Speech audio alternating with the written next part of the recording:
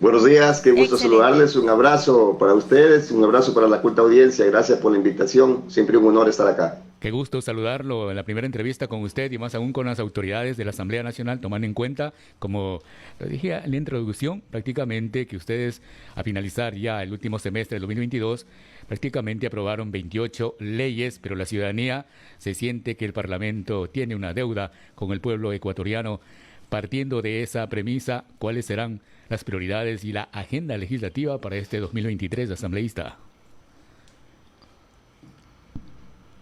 Mire, yo creo que hay una, no es yo creo, estoy totalmente seguro y esto está confirmado, hay una campaña de desprestigio de la Asamblea orquestada por la Presidencia de la República que lamentablemente muchos medios de comunicación se hacen eco de aquello.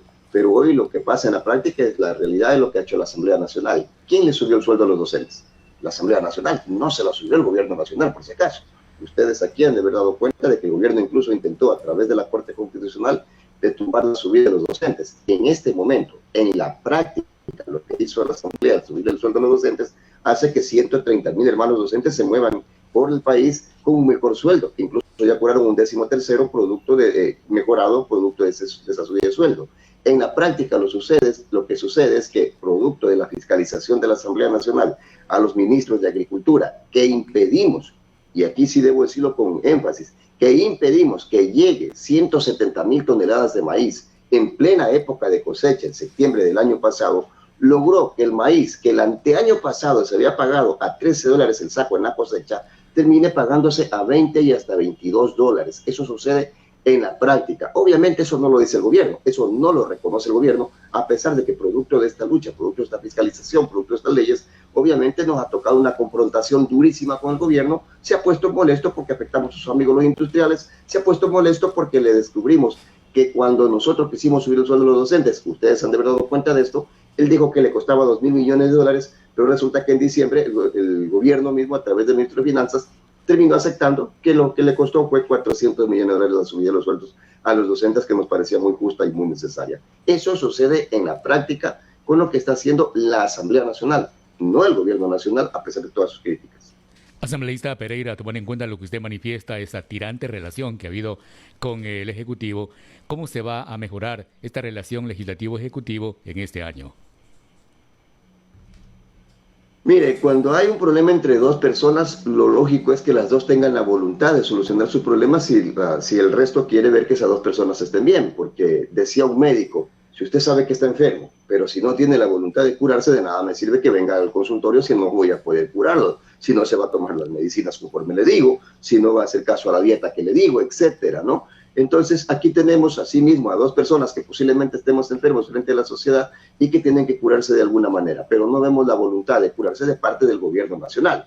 Ustedes han visto que sacamos el año pasado por unanimidad, no solo una, varias leyes, pero quizás la principal, y voy a hacer énfasis en esa, fue la de ley de audiovisuales, que apoya al sistema audiovisual, que le dio un nuevo marco regulativo al sistema audiovisual del país. Esa ley se aprueba producto de las mesas de diálogo que abrió la Asamblea Nacional. Obviamente esto no lo dice el gobierno nacional y por eso implanta otro discurso, pero fue la Asamblea Nacional la que convocó una mesa de diálogo para ver en qué nos podíamos poner de acuerdo. Y ahí está, la ley de apoyo al sistema audiovisual fue declarada ley por unanimidad de la Asamblea Nacional. Obviamente esperemos que el presidente no la vete, pero justamente salió de la mesa de diálogo con el Ejecutivo, unas mesas de diálogo a las que ustedes también han de haber dado cuenta que el presidente no quería mandar sus ministros, que empezó mandando asesores, ¿sí? O sea, discúlpenme, o sea, el presidente de la Asamblea, los asambleístas, sentados con los asesores, no minimizo los asesores, pero creo que el país requiere más responsabilidad.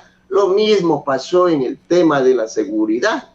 Nosotros convocamos a una mesa por la seguridad y sin embargo el presidente nuevamente ni siquiera mandó a los ministros, mandó a los asesores. Nosotros, armándonos de todo un quintal de paciencia, atendimos y trabajamos con los asesores esta ley de seguridad, que dicho sea de paso, la acabamos de aprobar la semana pasada y es la 9ª ley de seguridad que le damos al país. Ya el gobierno en este momento no tiene pretexto para decir que la Asamblea no le aprueba las leyes de seguridad. 9 leyes de seguridad le hemos dado al país. La penúltima, la ley de uso legítimo de la fuerza, que permite ahora mismo, en este momento, ya como ley de la República, hecha por esta Asamblea, por ejemplo, que un policía, si ve que está en peligro la vida de una tercera persona o su propia vida, puede tirar a matar. Y si producto de esa muerte, la familia del delincuente le sigue un juicio al policía, dice la ley, además de lo que le acabo de mencionar, que será el Estado quien pague los abogados del policía, desde la primera instancia hasta la última instancia del proceso, que se le llegara a seguir, cosa que dudo que lo hagan, pero si es que fueran tan avesados, la ley en este momento los protege. Eso lo hemos entregado nosotros, no el gobierno nacional, pero lamentablemente sigue diciendo que es problema de leyes, lo cual es una tremenda y terrible mentira. Ya mismo entramos a este proyecto de ley de fortalecimiento institucional de la seguridad que fue aprobado por mayoría luego de la vacancia legislativa, pero en el país el problema que le preocupa al ciudadano es la falta de empleo.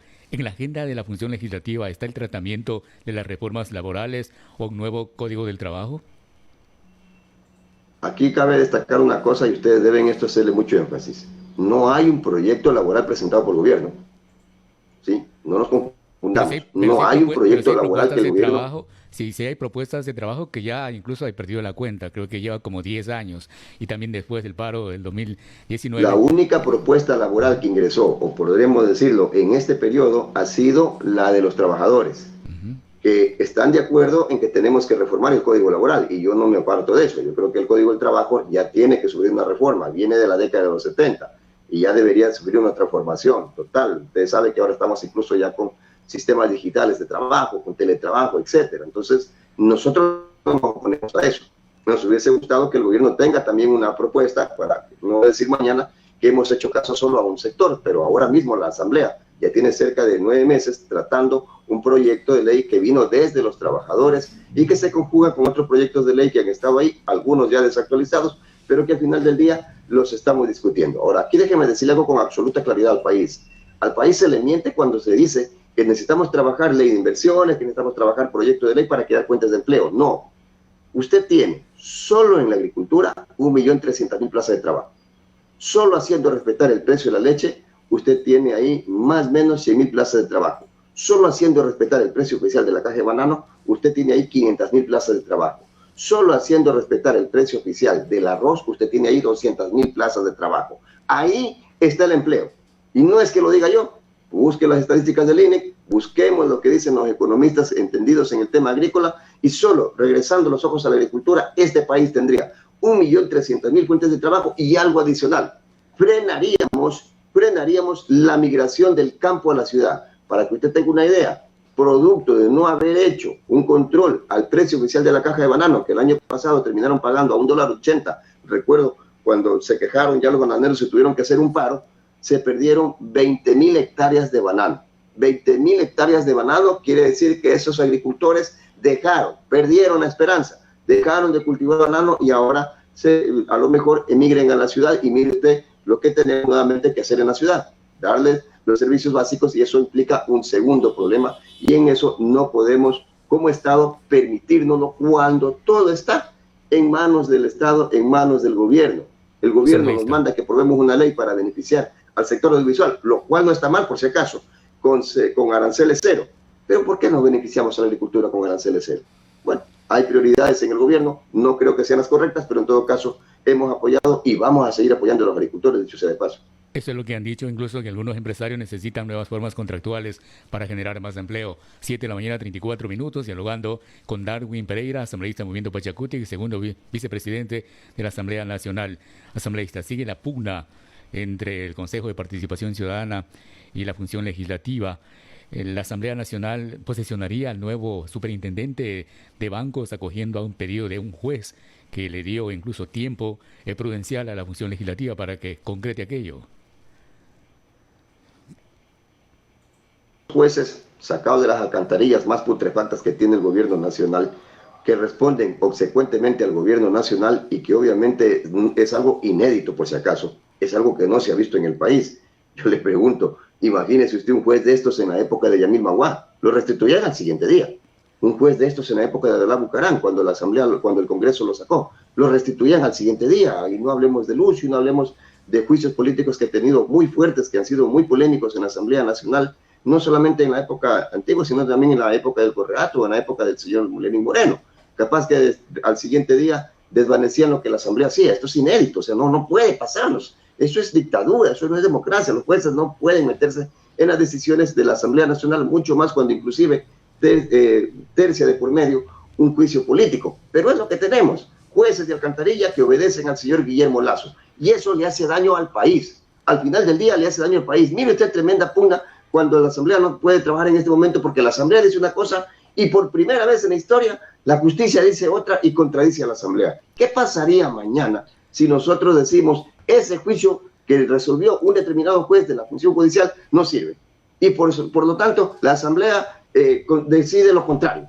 No podemos hacer eso, sería extremadamente irresponsable de parte de nosotros. Sin embargo, la función judicial no lo ha entendido, no sabe lo que es una independencia de poderes y le hace un daño al ciudadano común, al país. Ha estado cumpliendo con estos pedidos de las resoluciones del juez de la Concordia, por ejemplo, la placa, pidió disculpas públicas, y solo falta cumplir con la posesión del nuevo superintendente. ¿Se daría paso a aquello? Y se lo ha intentado, Es que no nos queda otra que cumplir hasta que la Corte Constitucional se pronuncie. Lamentablemente este es un Estado constitucional de derechos y tenemos que al final del día esperar el pronunciamiento de la Corte Constitucional, pero hasta mientras, y lo digo como abogado que conozco, se tienen que cumplir las sentencias porque no causan efecto suspensivo. Consecuentemente, vamos a cumplir. Ya se ha intentado posesionar a suplentes de bancos, aunque no estamos de acuerdo con aquello. ¿Por qué? Ni siquiera por la sentencia del juez, porque incluso es una sentencia que no tiene sentido porque el juez como que no se ha enterado, y este es un tema judicial, de que había otra acción de protección por resolver contra otro ex superintendente de bancos.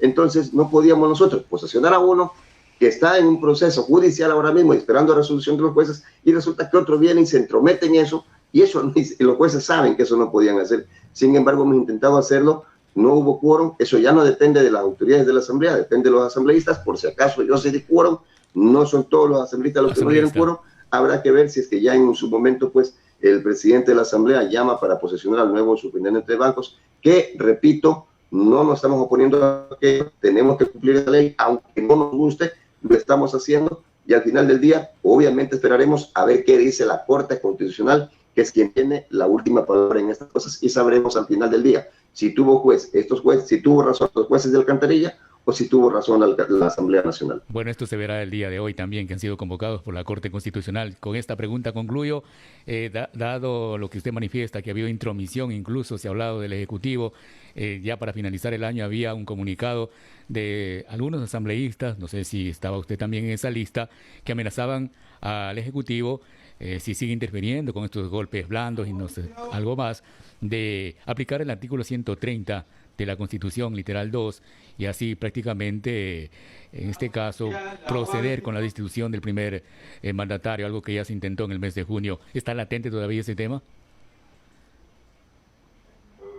No es un tema consensuado, debo hablar en honor a la verdad. No ha sido un tema consensuado a nivel de la Asamblea. Entiendo que fue el pronunciamiento de algunos colegas asambleístas, son libres, son democráticos, pueden pronunciarse en el sentido que ellos gusten, pero no fue un tema que, por ejemplo, fue la voz de Pachacutic, por si acaso, no fue un tema que fue la voz de un partido político, no.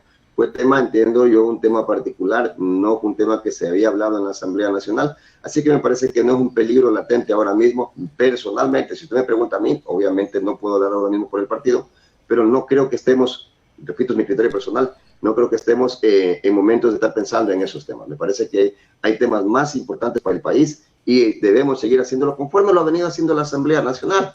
Ahora mismo tenemos 30,000 docentes a los que no se les ha hecho el aumento del sueldo y estamos fiscalizando ese tema. Ahora mismo tenemos estudiantes que se quedaron fuera de la Universidad Ecuatoriana a pesar de tener, muchos de ellos, 980 puntos. Queremos saber qué pasó ahí con el sistema porque sabemos que han entrado otros estudiantes que tenían mucho menos puntaje de eso y estamos fiscalizando ese tema. Ahora mismo tenemos temas como la Ley Orgánica de Educación Superior que está lista para un segundo debate. Ahora mismo tenemos temas como la Ley del Banano que podría beneficiar a los bananeros. Ahora mismo tenemos temas como la Ley del Café que acaba de entrar. Es decir, estamos pensando en la agricultura, estamos pensando en los estudiantes, estamos pensando en los profesores. Hay una asamblea que está trabajando. Eso para nosotros es prioridad. Realmente la verdad que lo del 130 no está pasando en este momento por la cabeza al menos de la mayoría de asambleístas de la Asamblea Nacional. Valga la aclaración entonces, gracias al asambleísta Darwin Pereira de las filas de Pachacutic y segundo vicepresidente de la Asamblea Nacional. Excelente martes, un buen día también. Muchísimas gracias, buenos días, un abrazo.